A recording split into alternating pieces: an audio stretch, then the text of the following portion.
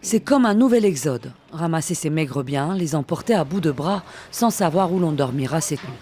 Mais cette fois, ce n'est pas la guerre civile qui chasse ces Libériens, mais les bulldozers ghanéens venus détruire ce camp de réfugiés vieux de 34 ans, désormais entièrement rasé, devenu un champ de ruines. Certains de ces 15 000 habitants ont trouvé refuge ici, dans cette cour d'école, déboussolés et encore sonnés par la démolition brutale de leur lieu de vie. Ils sont là pour démolir. Et les gens ont été surpris parce qu'il n'y a pas eu de préavis. On ne s'attend pas à ce que ce genre de choses arrive. Alors en fin de compte, on a pensé que c'était une blague. Mais ils ont commencé à tout démolir. Les gens que vous voyez assis là, ils ont perdu presque tout ce qu'ils avaient. Le seul point positif, c'est que personne n'est mort.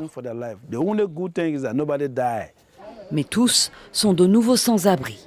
Un rappel amer de leur statut de réfugiés et des traumatismes d'avant. Je suis arrivé dans ce pays en 1990.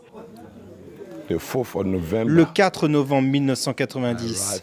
Je suis arrivé au Ghana en tant que réfugié, mais je n'ai été reconnu que 8 ans plus tard par les Nations Unies et par le gouvernement du Ghana, puis inscrit au registre des réfugiés en octobre 2003. Des années pour être enfin reconnus comme réfugiés, pour de nouveau finir avec rien. Ici, tout le monde a une histoire à raconter. Des plus anciens comme Solomon To, aux plus jeunes comme Prince Kamwa.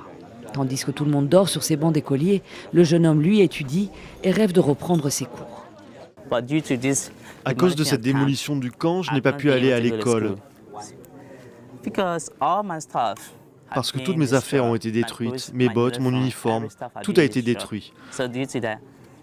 Donc je ne vais plus à l'école. En 34 ans d'existence, le camp de Boudou-Bouram s'était étendu avec ses propres structures, marchés, boutiques, écoles. Sa disparition prive non seulement les réfugiés de leur maison, mais aussi de leur communauté et des services qui leur étaient fournis. Le terrain, lui, appartient aux chefs traditionnels locaux qui avaient tenté à plusieurs reprises de récupérer leurs biens.